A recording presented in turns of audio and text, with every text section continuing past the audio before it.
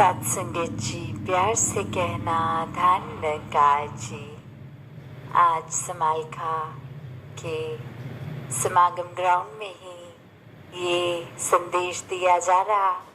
और सभी का उत्साह, वो सेवा का भाव हर जगह यहाँ मैदानों में दिख रहा है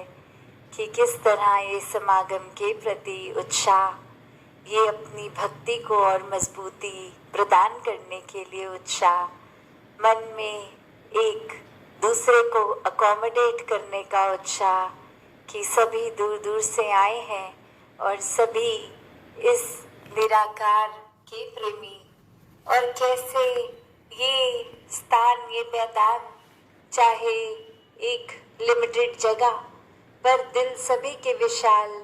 एक दूसरे को प्राथमिकता देते हुए, एक दूसरे को अपने से ऊपर रखते हुए, यही संतों का उद्देश्य हर समय रहा है कि हर कोई अपने जीवन में इस ब्रह्म ज्ञान से मुकम्मल हो, अपने जीवन में ब्रह्म ज्ञान को उतारे, अपने जीवन में इस निराकार को ही हर समय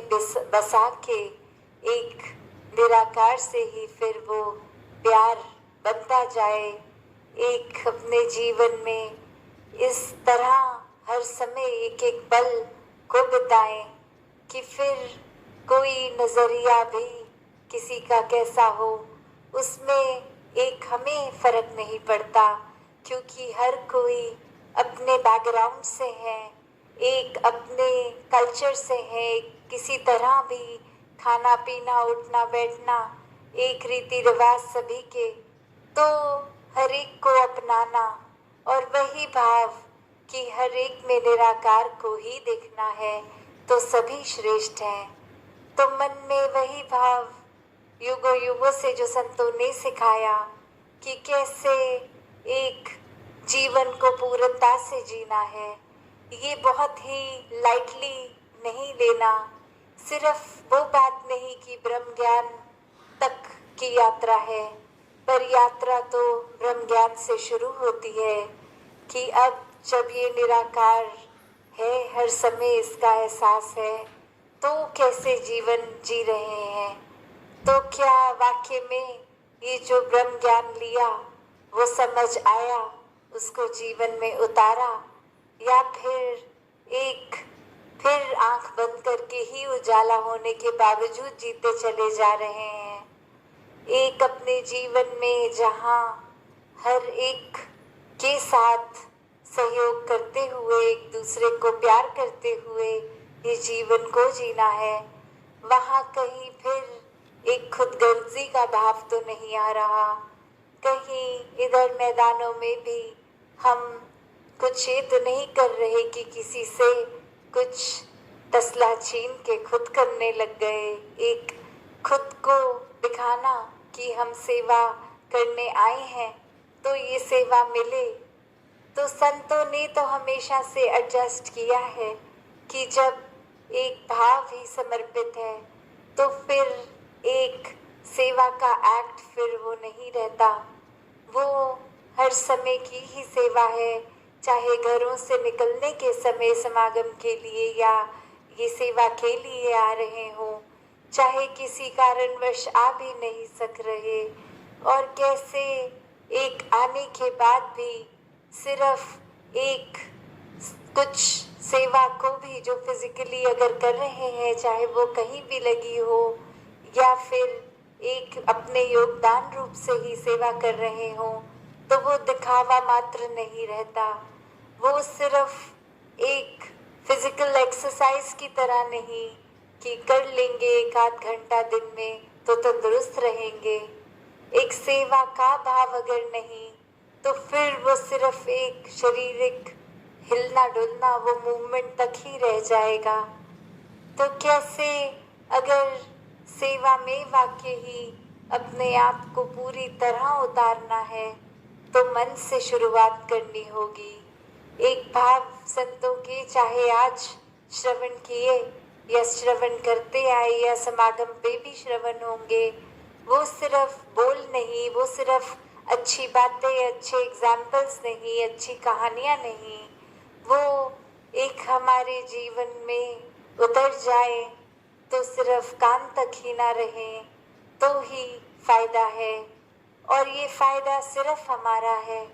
क्योंकि जहाँ एक अच्छा इंसान तो स्वाभाविक हो जाएगा, वो एक बाय प्रोडक्ट तो हो जाएगा, उससे ज़्यादा गहराई इस निराकार के जुड़ाव से होगी कि जितना ज़्यादा ये संतों की वाणी को श्रवण करेंगे, तभी नाम भी सत्संग है कि सत्य का संग,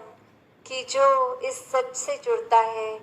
जो भी ये संतों से जुड़ा है, उनके विचारों को, भावों को एक तवज्जो देना और सिर्फ एक कुछ पलों की इम्पोर्टेंस नहीं, एक वाक्य ही जीवन में उन बातों पर उतरना है, तो वाक्य में ये मन भी निराकार से और ज़्यादा जुड़ेगा। है किसी भी पल, एक किसी भी परिस्थिति में सिर्फ ये मन का असली रूप में निराकार से जुड़ना हो, वो सिर्फ शब्दों तक ही वो 3 वाक्य की तरह ना करें। एक अरदास हर समय भक्त की इस निराकार से जुड़ाव के बाद वो सिमरन रूप हमेशा का, जहाँ सेवा भी एक कुछ लिमिटेड घंटों की नहीं, एक हर समय की, कहीं भी हो, घर में, बाहर, सत्संग में, एक स्कूल में, अपने ऑफिसेज में, कहीं पे भी हो, तो वो भाव भी सेवा का एक प्राथमिकता बनते हुए बहुत ही श्रेष्ठ भाव। और जो सत्संग की बात आती है उसमें तो चाहे ये फिर भी बात घंटों में की जा सकती है कि सत्संग का निर्धारित समय है, उसी में संतों को सुनना है, तो वो समय भी हम कैसे बिता रहे हैं? क्या सिर्फ आए सत्संग पंडाल तक और फिर इधर उधर ही ध्यान रहा, या फिर आकर भी एक सत्संग में हम आए और कोई एक्टिविटीज़ में लग गए जो बाद में भी की जा सकती हैं, या फिर कुछ महात्मा जो कह रहे हैं अगर हम उनको वैसे पर्सनली जानते हैं तो अब वो टिप्पणी उनके वास्तविक जीवन से हम करने लग गए कि ये बोल क्या रहे हैं पर ये जीते कैसे हैं, या फिर एक वो रूप कि हम सुन तो रहे हैं बात पर मन में फिर सोच रहे हैं ये बात तो मुझ पे लागू नहीं होती, मैं तो ऐसा हरगिज़ नहीं हूँ, ये जो बातें आ रही हैं ये किसी और के लिए हैं। और फिर ऐसे सोच के साथ ही कोई एक व्यक्ति विशेष ध्यान में भी आ जाता है जो हमें किसी कारण से अगर हमारी नापसंदी के लिस्ट में है, तो बात वही कि हाँ उनके जीवन में ये कमी है, ये बात अगर वो सुनते तो वो एक सुधर सकते थे। तो बात वही कि सत्संग में आके भी हम क्या कर रहे हैं, एक सिर्फ टाइम पास के तौर पे चलो आज कुछ नहीं कर रहे तो कुछ देर संडे का सत्संग कर लें, क्या इस भाव से आ रहे हैं? अगर बात ये है तो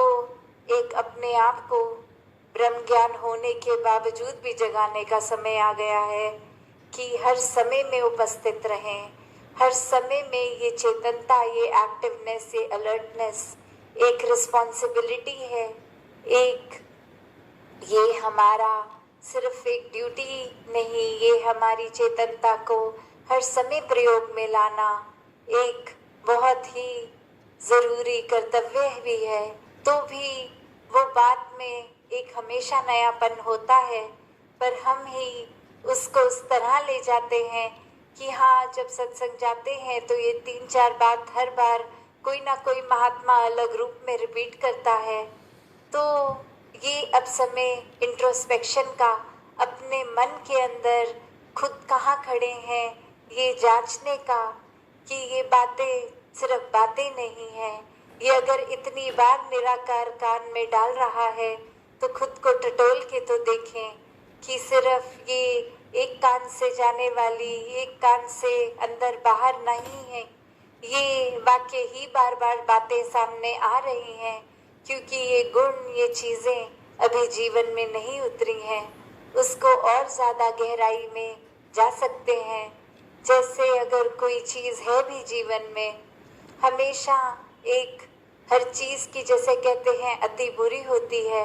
पर ये निराकार से जुड़ाव की अति बुरी नहीं है। ये तो हर बार जैसे कोई चीज़ को प्रैक्टिस भी करते हैं, अगर कोई म्यूजिकल इंस्ट्रूमेंट को या कोई एक गायकी का रियाज, तो हमेशा यही कहा जाता है कि जितना करोगे उतना सुधरोगे, प्रैक्टिस मेक्स परफेक्ट। तो बात वही कि हम जितना ज़्यादा कोई भी चीज़ अगर जीवन में है और वो सुन भी रहे हैं सत्संग में, फिर भी वो ऊपरी लेवल तक ही हो सकता है जीवन में उतरी हो, उसको और गहराई में जाना है, उसको और इस तरह जीना है, ताकि फिर भक्ति में भी प्रैक्टिस मेक्स परफेक्ट वाली बात हो। तो अब घड़ी की ओर नजर, दासी अपनी बात को यहीं विराम देगी। साथ संगत जी, धन निरंकार जी।